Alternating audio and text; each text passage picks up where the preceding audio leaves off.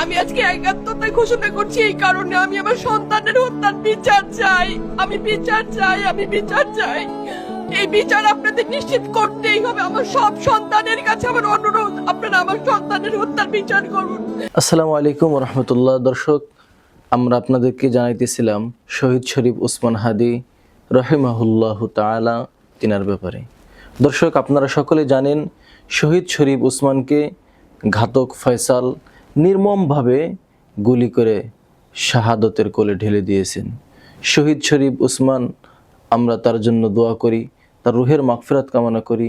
আল্লাহ তাআলা শহীদ শরীফ ওসমানকে জান্নাতের সর্বোচ্চ আলা মাকাম আপনি দান করেন। আমরা আপনাদেরকে দেখাইতেছি শহীদ শরীফ ওসমান হাদির মা কতটা ব্যথিত। একজন মা তার সন্তানের জন্য কতটা পাগল হয়।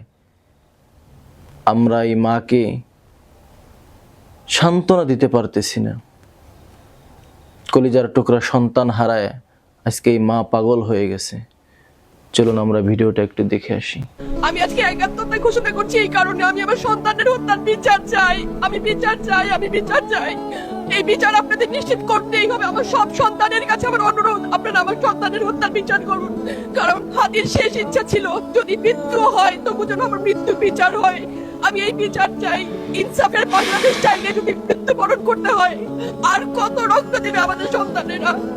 আর সহ্য করার ক্ষমতা আমাদের নাই। আমাদের সন্তানদের বাঁচতে দিন। ইনসাফের বাংলাদেশ গায়েব হোক, আমরা আর সহ্য করতে পারি না। প্রশাসনের কাছে, সবার কাছে একটাই মাত্র অনুরোধ, আমাদের বাচ্চাদের বাঁচতে দিন, আমাদের ইনসাফের বাংলাদেশ দিন।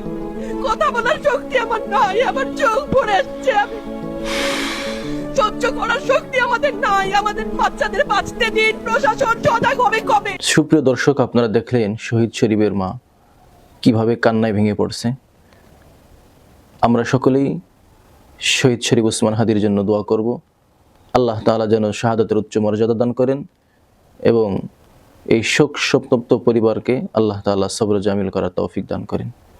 এবং তার একটি ছোট্ট একটা বাচ্চা আছে এবং স্ত্রী আছে, তাদেরকে যেন আল্লাহ সবরে জামিল করার তৌফিক দান করেন।